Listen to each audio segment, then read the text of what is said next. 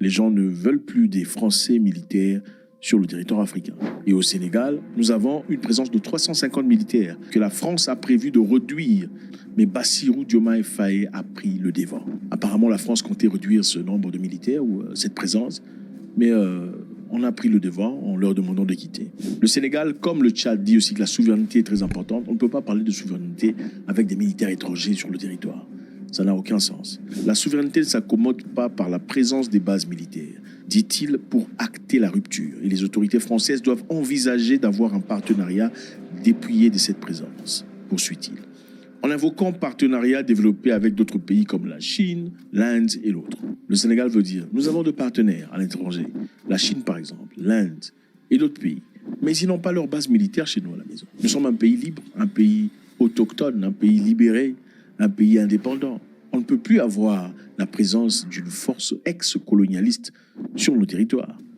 Ça n'a Ex-néocolonialiste. aucun sens. Beaucoup de pays dans le monde ont été colonisés, ou au moins ont eu la présence militaire d'autres nations. Le Japon, la Chine, le Singapour et ailleurs. Personne n'a sur leur territoire des militaires des forces coloniales antérieures. Chacun a retrouvé sa liberté, chacun s'estime indépendant et travaille selon ses capacités. Nous ne pouvions pas nous imaginer un seul instant que le mal était si profond. L'audit des finances publiques sur la période du 1er mars 2019 au 31 mars 2024 est à ce point particulièrement révélateur des dérives du précédent régime, avec notamment les niveaux du déficit budgétaire et de la dette publique minorés. Cette situation a eu notamment comme conséquence la suspension des financements attendus en 2024 du Fonds monétaire international et de la Banque mondiale et le gel du programme économique et financier appuyé par le FMI. C'est le lieu, une fois de plus, de rendre hommage au président de la République, qui a préféré sacrifier à cet exercice de transparence plutôt que de démarrer son magistère dans le mensonge. Il nous est également apparu indispensable dans l'environnement laxiste. Il y a un point qu'il faut signer, c'est que, bien sûr, l'aide de FMI, etc., Banque centrale, c'est bien.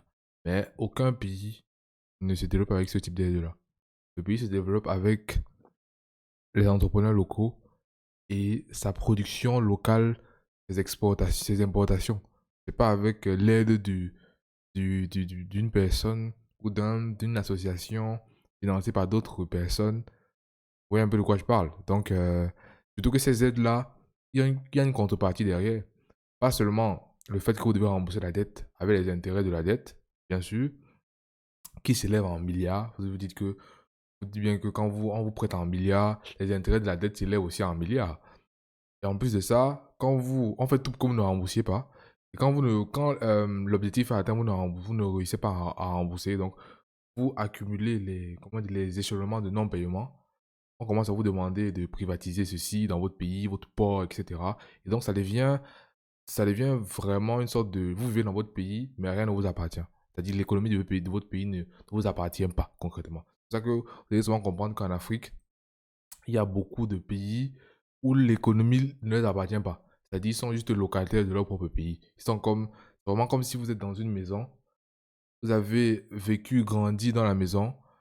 Mais une fois que le parent est mort, l'enfant, il va chez le notaire pour demander, il veut reprendre le contrôle de la maison. Il dit non, non, non, non, non, tu peux pas. La maison appartient à celui à qui papa a prêté de l'argent, parce que papa n'arrive pas à rembourser. Et donc les intérêts de la dette qu'il a pris pour acheter la maison, ont fait en sorte que on a pu racheter à nouveau la maison en fait.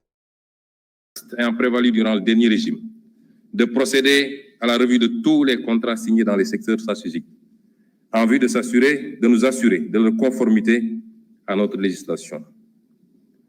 Maximiser les retombées économiques et sociales pour notre pays et préserver les ressources pour les générations futures. Outre ces travaux, l'exigence de reddition des comptes a été étendue aux nombreux chantiers payés non achevés, les hôpitaux, les écoles et universités en construction, les maisons de la jeunesse et j'en passe, aux soupçons de corruption, de surfacturation et de tournement de fonds dans des projets et sociétés d'État. Toujours dans ce registre, il a été procédé à l'audit des ressources humaines, trouvées sur place par les différents ministres à leur prise de fonction pour traquer tous les recrutements indus sous la forme de personnel contractuel. Pour donner une idée de l'ampleur des pratiques du régime précédent, le ministère en charge de la fonction publique a recensé environ 29 000 contractuels recrutés en marge de la réglementation en vigueur. De même, pour marquer une rupture nette dans le sens de la bonne gouvernance, le président de la République, le Premier ministre et l'ensemble des membres du gouvernement ont procédé à la déclaration de leur patrimoine dans les délais fixés. Enfin, de graves scandales ont été décelés dans la gestion foncière, qu'il s'agisse de l'occupation du domaine public maritime ou de l'accaparement de terres sans commune mesure par des privés et des sociétés civiles immobilières écrans, au niveau des lotissements des zones foncières, effectuées notamment à Dakar, à Thiès, en particulier à Mbourkat. De manière plus grave et répréhensible, il est à noter de la prévarication et de la privatisation du patrimoine foncier et bâti de l'État. Pour rester dans ce registre de la bonne gouvernance, je voudrais également évoquer les avancées majeures enregistrées dans l'administration de la justice, dont le fonctionnement a été notablement insuffisant. Vous savez, tout ce qu'on est en train d'expliquer là, c'est d'une extrême gravité. Vous ne saisissez pas l'ampleur. C'est-à-dire, on dit que le bien public, dans le bien du peuple, est déjà déjà détenu par certaines entreprises écrans. Vous savez, les entreprises d'écran, c'est une entreprise qui est détenue par une autre entreprise, mais l'entreprise qui est devant, c'est l'entreprise de façade. Donc, c'est ça qu'on appelle l'entreprise d'écran. Et ce qu'on explique, c'est déjà mauvaise gestion du bien public. C'est ce que je disais tout à l'heure, c'est que quand on vous prête de l'argent, on s'assure que vous cassiez les couilles et que vous ne réussissez jamais à remplir les objectifs de ce pourquoi vous êtes venu prendre la dette. Parce qu'un État, vous savez, un État, c'est comme une entreprise, ça doit être rentable. En tout cas, un bon État, ça doit être rentable, même si la majorité des États ne sont pas rentables. Mais un bon État devrait normalement être rentable. C'est-à-dire, à la fin de l'année, ses actionnaires, c'est le peuple. Donc, il devrait dire au peuple, on a fait plus au lieu de moins. La majorité des États, c'est moins.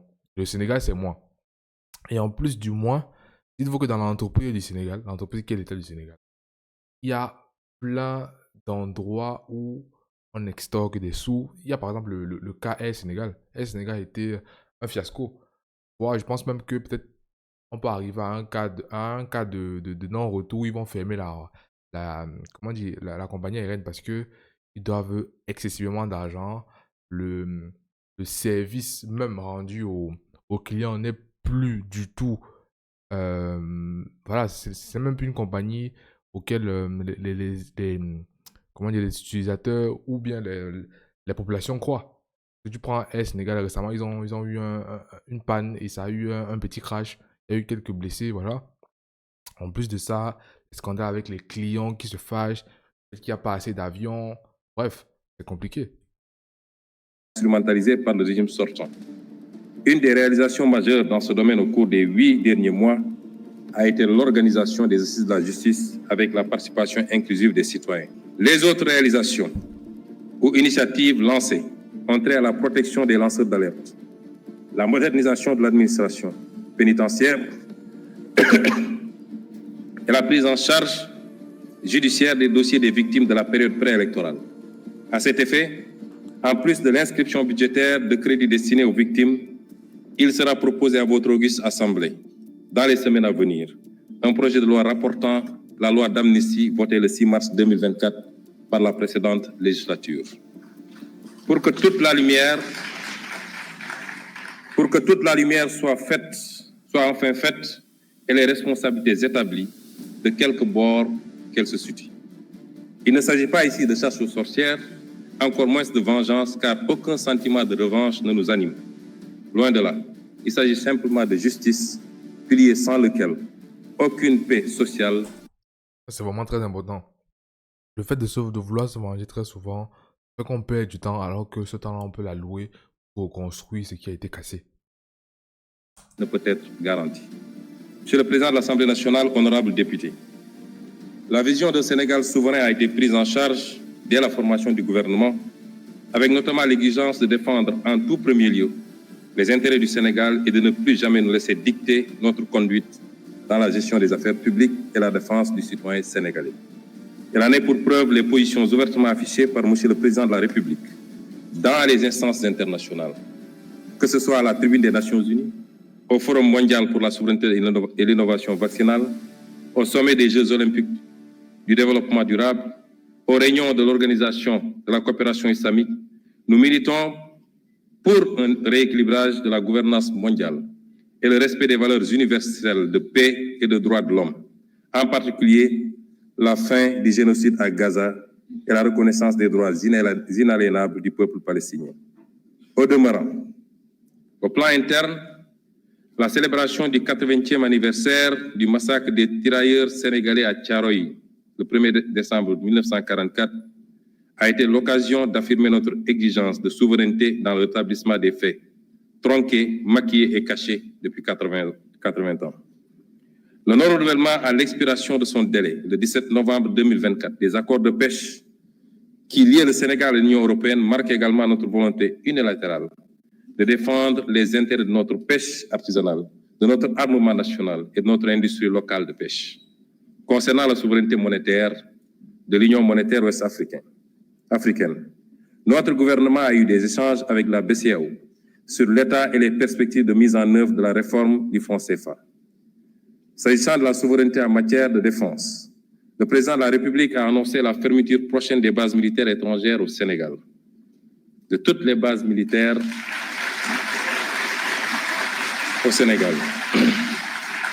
Enfin, pour ce qui est de la politique étrangère du Sénégal, de nouvelles bases ont été jetées, à savoir le retour à l'orthodoxie dans la représentation diplomatique sénégalaise à l'étranger, avec l'accréditation de diplomates de carrière ainsi que le focus mis sur le renforcement des liens de coopération avec les pays africains.